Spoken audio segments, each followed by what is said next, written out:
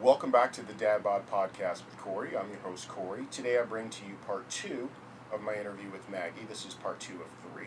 Hope you guys seriously enjoy part one, and I know you guys are going to love part two because, like I said, Maggie is one of those people the world needs more of, to be very honest with you. All right, guys, so sit back and listen here as I bring to you part two of my interview with Maggie. And I was like, I'm going to give you a chance to think about what you just said. Nope. He stood by it, that being called a racist was one of the worst things you could do to somebody. And I'm like, no, being a racist is one of the worst things you could do.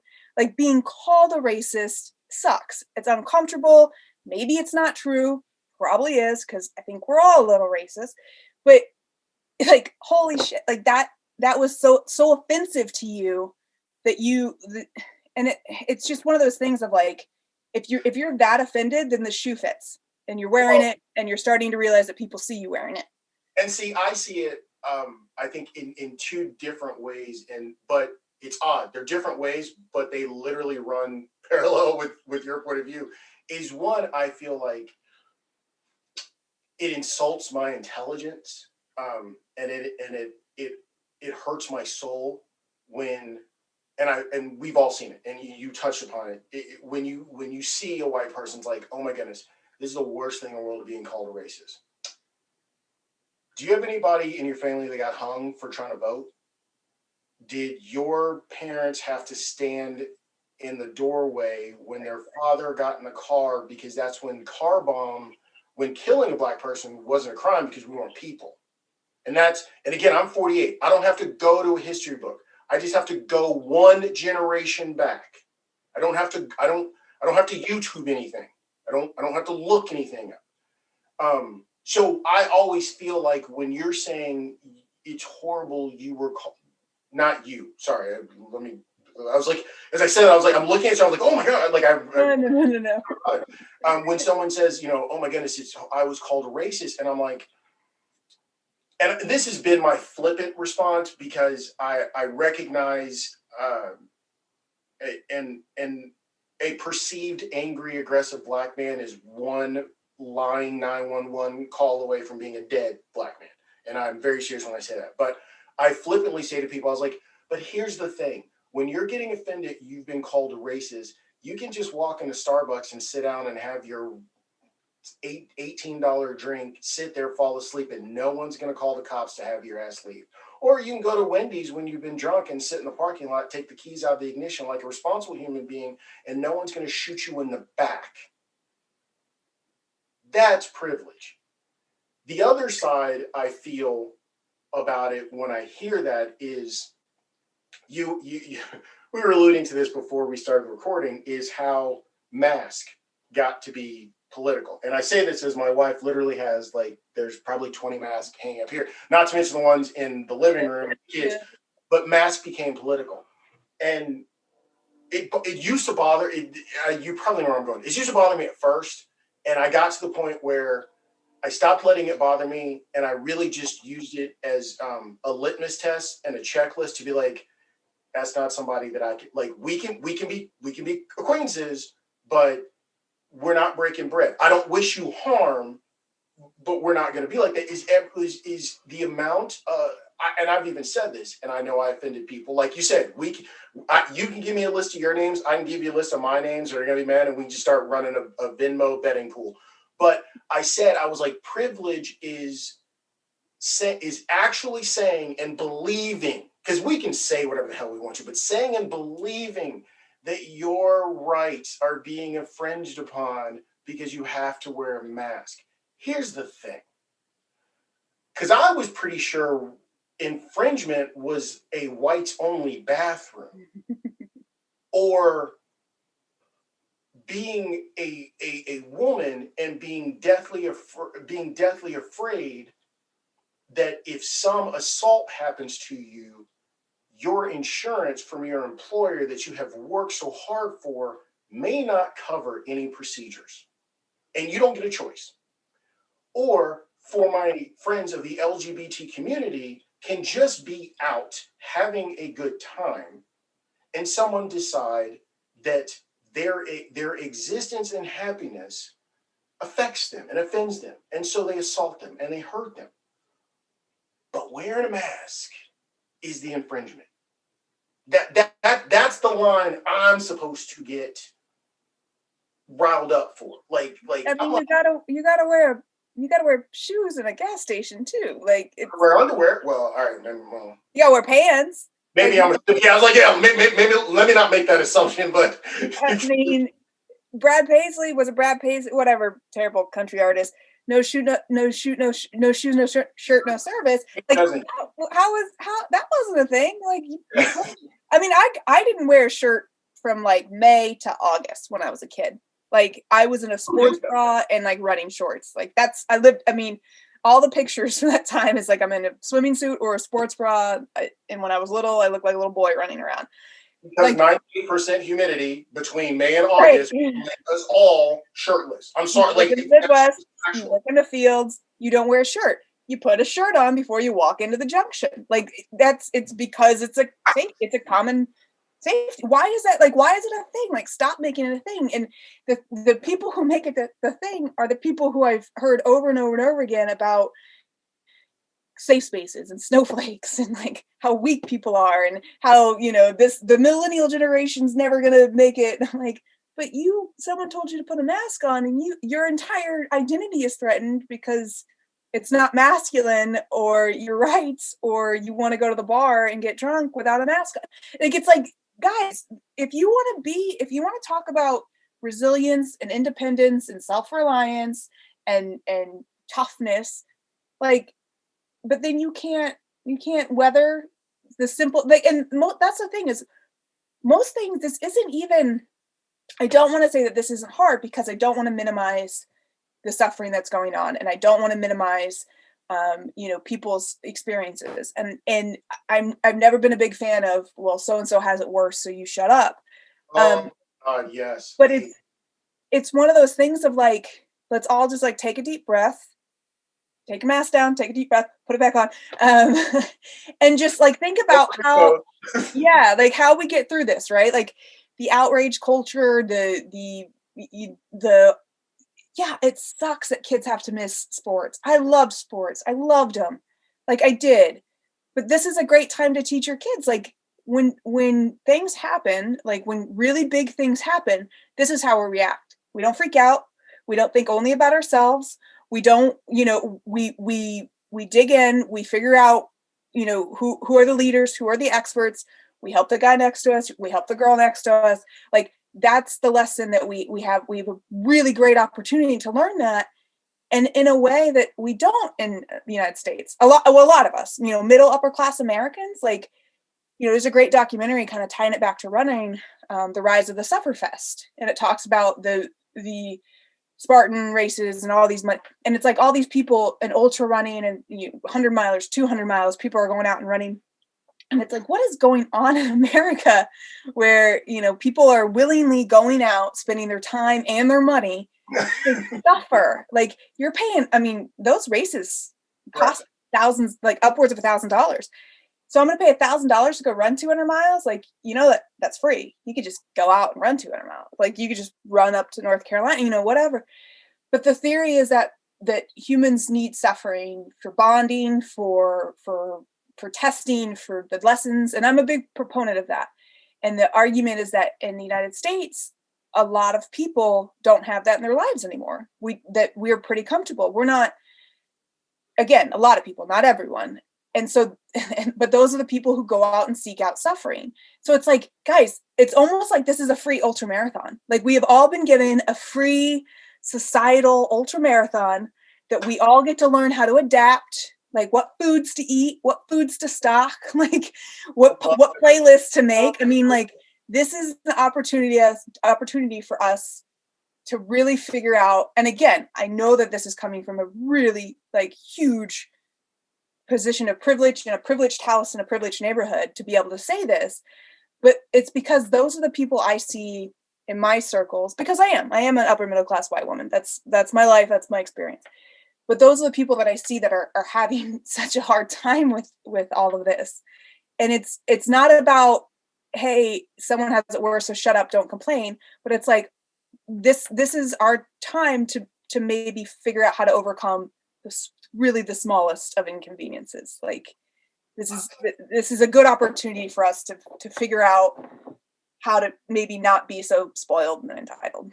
And you, I mean, you are legit 100% correct, and I do think there was, I mean, I going back to what we're saying, like I didn't take it personally because like it takes a lot for me to, like, you have to come at me taking it personally for me to take something personally, but it is dishearteningly eye opening the amount of people that, especially this summer when it just seemed like, as a Black person, I couldn't turn the news on and not hear about us just outright slaughtered. Or then there was that trend where suddenly you had Black people were found hung, arms tied behind their back, but the death was ruled as suicide. Like, so all this is going on, and again, I don't speak in absolutes, so I'm not even going to say, like, I'm not going to give a percentage, but for the people that said nothing because it didn't affect their everyday life. But man, y'all made some noise when Starbucks wasn't letting people in the gym. I'm gonna pick on Starbucks because I'm not a coffee drinker, so I realize that upsets people. But like when Starbucks and Applebee's and Fridays was only doing curbside service, people was ready to just take to the streets. And I'm like, The war on Christmas. right, like, to me, like I'm like, we have the same conversations. We can't. And I think there's a lot of us that come from a background of suffering, and I mean as a people. I'm not even talking about my own struggles. I just, as people, that there's a lot of us that are like, we've been suffering. Like so let me get this straight. You got to figure out how to feed your family with next to nothing. Let us know, like, because everything from our monologue. Everything that our culture that's gotten stolen today came from something that we made out of nothing during slavery. Now, for the next time you go have hot chicken or collard greens, whatever, I'm like, that's because it was the scraps that we made work. Like, so there's that aspect. And then I think there's another aspect that becomes hurtful. And you've touched upon it and you've said it in such a refreshing way to me, is that when, for some, admitting privilege is an issue. It's like, if I admit it, then I have to acknowledge that a woman is making 70 cents on the dollar as her male companion, and she's probably doing more work because she's not getting the recognition. She's not going to get the same opportunities. I have to acknowledge that systemic racism is not just about who you called the N-word and what cross is burning in a yard, that there are systems set up, systemic, because that seemed systemic and systematic seem to, people made those synonyms all of a sudden, which that was annoying to me, but that there are things in place to keep in this area. And so to me, when I see the same handful of people that we're going to put in the betting pool on your page arguing that, it seemed like your articles that were factual challenged their privilege, and there was no way, like, they were going to hold on to that, to their fighting internet breath, and that's where I because it does seem very hypocritical.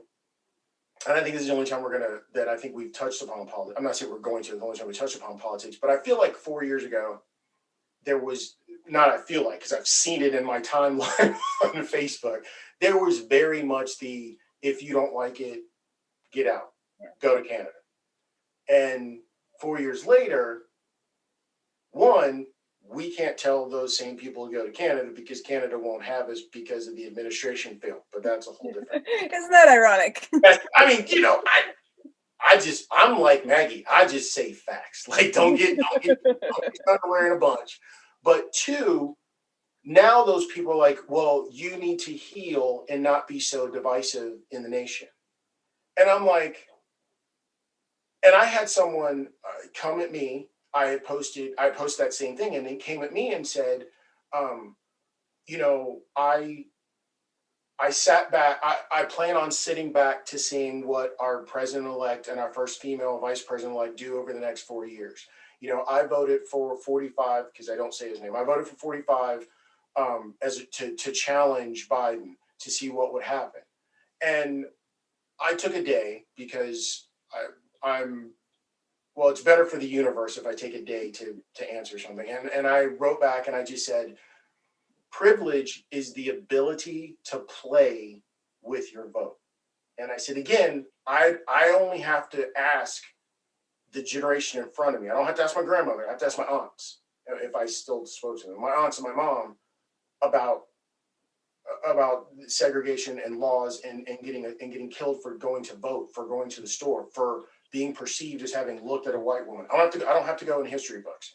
And I'm like, secondly, privilege is also being able to say your candidate lost, so you're just going to sit back and see what happens for 4 years. I said, because I know 4 years ago this time, I know quite a lot of people, including myself, that feared for whether it was financial, whether it was employment, whether it was life status, like feared for those. And it was and lo and behold, those were valid fears as we see what's happening now. And I said, that's why, you know, I applaud you for your opinion, but this is why we can't have a deep conversation, because you're coming from a place of right. And I think you said this, and I've said this, I've seen this on people who've said things to you, and this is my own opinion. So it's not facts, but I feel like people not only feel entitled, and people not only feel privileged, but they feel entitled to their privilege. And that's where stuff gets dangerous to me. Yeah. I mean, I think there's a couple such good points that they're coming in and flying out of my head. I think it's natural. People don't want to admit privilege because they want to feel like they worked for everything they got. It's not a good feeling that you got a head start. Like, it's not a good feeling to win a race when you start halfway up the track. Sure, but good feelings or not, you know, isn't it? I love that analogy. I'm sorry, go ahead. Isn't it Ben Shapiro who says F your feelings? Like, yeah, that doesn't feel great, but that's the reality. And it's not a new concept. And the thing is, the people, you know, I tweeted about this before, is the idea of people understand the idea of privilege. It's just some people call it blessed. I'm blessed. And it's like that humble brag. No, that's privilege, you know. And I learned about privilege years ago. My mom, I was frustrated. I was in high school. I was frustrated with one of my friends, and this sounds arrogant, but I'm going to say it. And she just said, Maggie, you know, not everyone is as capable as you. And she's like, and you can't, it was like a stress thing. Like someone wasn't handling stress and couldn't handle something. And I was annoyed with him. And she's like, and you don't really get credit for that, because that's just something you were born with. And, you know, for my mom, that's something that God gave you. So it's one of the, and I remember thinking to myself, like, yeah, I didn't do anything for that. I didn't work for that. That was just given to me, you know. And from then on, it's been this like constant battle of like work and luck, you know. And I wrote a blog post on like how much of this was work and how much of this was luck or privilege, you know. And those two things are different. But I find that saying luck is less charged, and maybe you can get the yeah. No one's trying to come at you when you say, "Hey, you're lucky." Yeah. And it's like, I mean, with running, there's something with my legs and the way my body built. There is some, I am lucky. I you know, with injury and with just my capability to run, not fast, but my capability to run pretty far with no major issues is, I didn't do much for that, but then I did, you know, I did work at it. So it's like, you don't ever know, like you can't ever know how much privilege you had, how much work you put in, and the two things don't cancel each other out. Like, that's the frustrating part. Like, you can be privileged and work really freaking hard. Like, you know, you can be not privileged and really lazy. Like, these things, they work in conjunction. The idea isn't a personal attack on you need to give up everything you've gotten. The idea is we need to level the playing field so that we truly have those who work hard and are most capable rising to the top. And again, this is one of those things where, one, it's fairness and justice for your fellow Americans, your fellow citizens, your fellow man or woman. But there's also a really practical advantage to getting rid of systemic racism, and that is you allow the best to rise. So you can't tell me that every single millionaire is there because they're the smartest and most contributing the most and the most capable. And so what happens if you leveled that playing field? How many rural kids going to public schools, how many inner city kids going to public schools could rise up and do something better for the world if they actually truly had the opportunity? Not like the cookie cutter, land of opportunity thing that we like to tell ourselves. That, yeah, anyone can make it if you jump over 17 hurdles every week of your life. But if everyone truly had access to success, how much better would our country be? What kind of leadership could we get? What kind of CEOs, businesses, initiatives? This is a practical thing. How do we make the best society? And not just the most just, but also the most productive. I mean, you can be a capitalist about it. The most productive, the most, successful, the most powerful, country in the world. And it's by having an equal, all right, everyone on the playing field, who's the fastest, who's the smartest, or whatever. And I think people struggle with that naturally. And especially I've seen over it's the victimhood, martyrhood complex. No one wants to be privileged because then they don't get to be a victim either. They don't get, it's like Rudy on crack, everyone wants to be the underdog. Everyone wants to show how they overcame. And if you look at President Trump's election campaign, I mean, that was the message of they're all against me.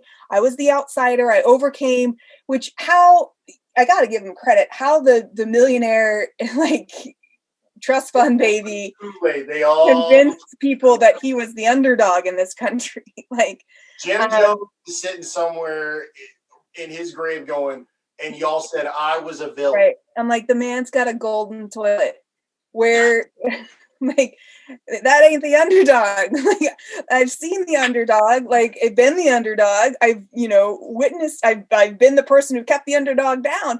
That Donald Trump is not the underdog. He wasn't the come from behind candidate, but I think he gave a voice to those people who want to be that, who want to both be somehow successful. They want to be a winner, but also beaten down. Everybody wants to be Rocky. Rocky, Rudy. It's the come from behind. It's not enough to succeed. I have to succeed against all odds. And the Rudy on crack thing probably just became the title for this episode. Rudy was offsides. That is. I mean, we love that myth. And it's the American myth as well, the scrappy underdogs overcoming the greatest empire in the world. We kind of forget about the fact that France really saved our tails there, but we like this idea, because it's what we did when we got here. But, and it's one, France got us there, and two, Black people kept us there. So we can reconcile that later, I guess. But we like this idea that we did it all ourselves, right? And I think some of it is a control thing, because it makes it feel like we are in control. We are the masters of our own fate. That no matter what, and that's a big thing with COVID, is nobody feels like they're in control. Yes. And so not wearing a mask, that's something I can control. I can't control anything else. I can't make my boss open up work. I can't make customers come in. I can't, we have an election, but I can't make the laws go away. I can't make the doctors work any faster, and I can't make COVID go away. But here's something I can control. I'm not putting a mask on my face. And it's this obsession with making choices, which, some really great studies out there that show that people choose freedom. And we say that in America because it's a good thing. But the studies actually show that people, even when they know making the choice is going to make them unhappy, they still want that choice, which, is great. You got to make your own choice, but you're miserable. And the experiment was about choosing, I think, medical care for your child. And that if you had two scenarios, one, you got to choose the medical care, one that you gave the doctor the option. And the people overwhelmingly said, oh, I want to choose. And they say, okay, well, what if we told you that in these scenarios where the parent does choose, they're actually more miserable, because if the child dies, they blame themselves, right? Like, do you still want the option where you choose? And people will still say, yeah, I want to choose. Even if it's going to make me miserable, even if I'm going to have this lifelong guilt, even if it doesn't make the outcome any more or less likely to be positive, I still want to choose, because people like to be in control. And so when we can overcome everything, we feel like we're in control. But that's not true, because you didn't really overcome everything. You didn't, and the first time that someone throws an actual snowball in your face, like you're freaking out, because you didn't overcome everything. You weren't overcoming hardship. And so the thought that's been in my head and flown out a couple of times, you talk about running and kind of white woman, black man. And I'm very interested in these movies, because I have thought about this so much, in the sense of almost like it's a weird thing of when I first heard about a robbery, and I thought to myself, oh man, I can relate. And I am also the exact embodiment of the reason why black men are treated that way. Really? Because the white men need to protect us little white ladies from the predators. And I thought, on my run across the country, I mean, I did a lot of trespassing. Sorry. And again, that was my privilege. And I was telling somebody, I'm like, but I'm not a threat. Like, when I go out, I don't worry about being a threat to people. Even when I'm illegally crossing someone's land, I never worried about someone being a threat to me, or someone misinterpreting me as a threat. I've worried about being a victim a lot, like the victim part, but not a threat. And I don't know how many people, when I get ready to run into a city, would tell me to stay away from the bad part. And it was always old white men. And they'd always say it in a way where I'm like, just say it. You want me to stay away from the black neighborhoods? Like, just say that. And it's like, I never had the guts, but every single time I thought to myself, that's not where I'm at risk. Like, I've never felt at risk in the hood. Like, well, there was one sketchy part of town in Phoenix at 3 a.m. where someone was yelling at me, but it turns out that it was just a drag queen who wanted to compliment me on my shorts, so it was fine. she was very aggressive. It did throw me off a little bit, but she was not a real threat. But the only time I've ever felt threat is in small rural areas, because the men have carte blanche to yell about my boobs or my butt or whatever. Those, or slow down and stare at me or follow me, but the last time I was in Mississippi, Alabama, in the South, and I was running, and these older white guys were working on the road, and they said, oh, well, you're going into Meridian, Mississippi, you need to have a weapon. I said, I have a support van, I have mace, I'm a Marine. Thank you guys so much for joining me and listening to part 2 of 3 parts of my interview with Maggie, which is, I told you guys, she is an incredible human being. So next week I'll bring you the conclusion. Everybody, like the sign says, do better, be better. One love.